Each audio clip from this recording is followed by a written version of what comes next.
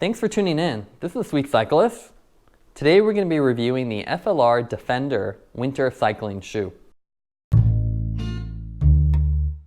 So here we have the FLR Defender in its original packaging. I want to thank FLR for providing this shoe to be reviewed. This is a winter shoe, and this is designed to keep you warm even in colder climates. As you can see from the packaging, it's taken a little bit of a beating just from shipping. However, it has a standard shoebox design with the FLR logo on top. The size that we're going to be reviewing today is the 44 Euro size. And the intention of these shoes is to really provide you a waterproof and insulated cycling shoe to really keep you warm during winter. If you've ever used toe covers or shoe covers, you'll find they're usually inadequate, especially at colder climates. If we go over the specs while I take these out of the packaging, you'll see that these are extremely affordable. They're $139. They've been updated for 2019 as well. They have a more easy to use velcro strap, as well as the upgraded R250 sole.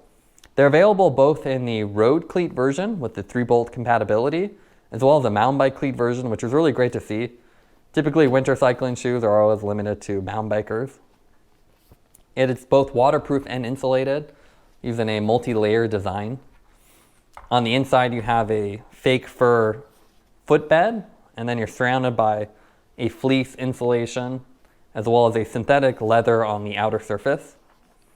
You have a lace.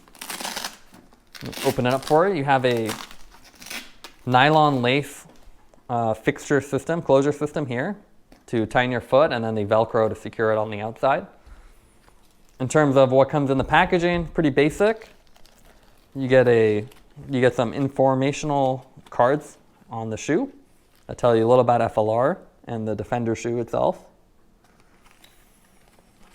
It also shows off their multi-layer design. And additionally, you get the look memory eyelet, which is that 4th hole in the middle. I'll link a video to how to use that. And what's interesting is you get the bolts, however you don't get the washers for them. And you get the tag for the Thinsulate 3M, which is odd. I don't know why it's not attached to the shoe. Now let's take a look at the weight of the Defender shoes. Being winter shoes, they're going to be much heavier than your typical lightweight cycling shoe. So the left shoe is 364 grams. And then the right shoe here is 370 grams. So quite a bit heavier. Combined, that's almost 800 grams. Now let's take a look at the fit and finish of the FLR Defender cycling shoes. It's a really affordable way to stay warm and dry during bad weather cycling. On the outside, we have a synthetic leather surface, and this really feels durable and really robust. You have a multi-panel design with this heel area and then the toe area.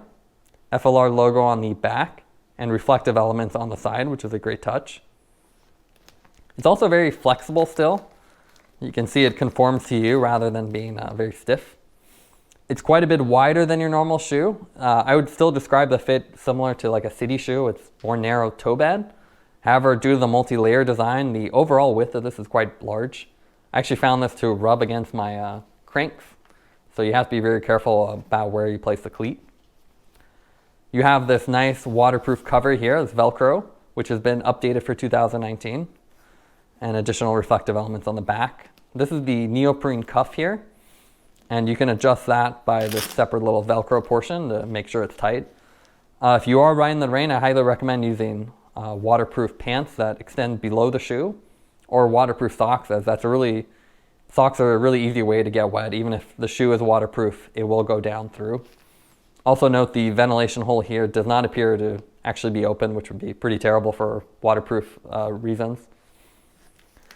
Now if we open up the outer Velcro surface, you can see the fake fur leather in here, the fur surface. It's really nice and cozy. It's on the footbed as well on the inside, so really comfortable to wear. You get this nylon lace fixture system. This is not as nice as a dial system, and I found this to be a little loose. It reminds me more of a snowboarding boot, where you have the inner layer liner, which you can adjust. Overall, tension-wise, I found I couldn't really get a really tight fit. It felt like I was still moving around a little bit. But otherwise, really easy to use, and you just tuck it underneath. On the inside, again, you have that furry footbed, and it's very warm with multiple layers of insulation. Having ridden this in low 40-degree weather, I found it to be really rewarding to have nice, warm feet. It's also very comfortable, similar to their other shoes with their seamless uppers. This multi-layer design is really soft and really conforms to your feet. As someone with wider feet, even though this has a more narrow, kind of city-like fit to it, by going a half size up, I found this to be extremely comfortable. Now let's take the FLR Defenders out on the road. You can see here footage of me riding on a local climb. I was wearing it on a day that's a little bit warmer than you might want to wear these in. This was a low 40s day. Nevertheless, I found it to be breathable enough that I wasn't really drenched in sweat while I was doing high intensity climbs, and on the faster descents with the wind chill, I found my feet to be nice and warm and cozy. Even though the tongue on the Defenders tends to bunch up a bit as you tighten the laces, I still found it to be pretty comfortable. One thing to note is the shoes are a little bit wider due to the multiple layers of insulation. I actually found that I had to keep adjusting the cleats a bit to avoid rubbing against the crank arm. So something to note if you're using the road cleat version. Now let's compare the FLR Defender versus the F-11 Pro, which is their more budget-friendly $100 cycling shoe. These shoes both share the same R250 nylon sole. These aren't quite as stiff as a carbon sole, but provide pretty good transfer.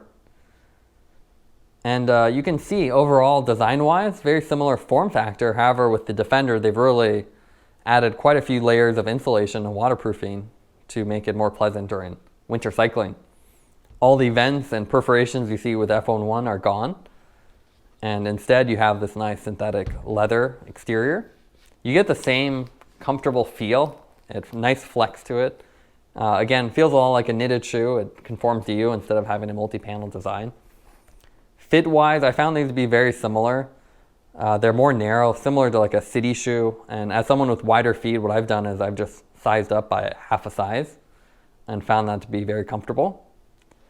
So similar overall arch and design.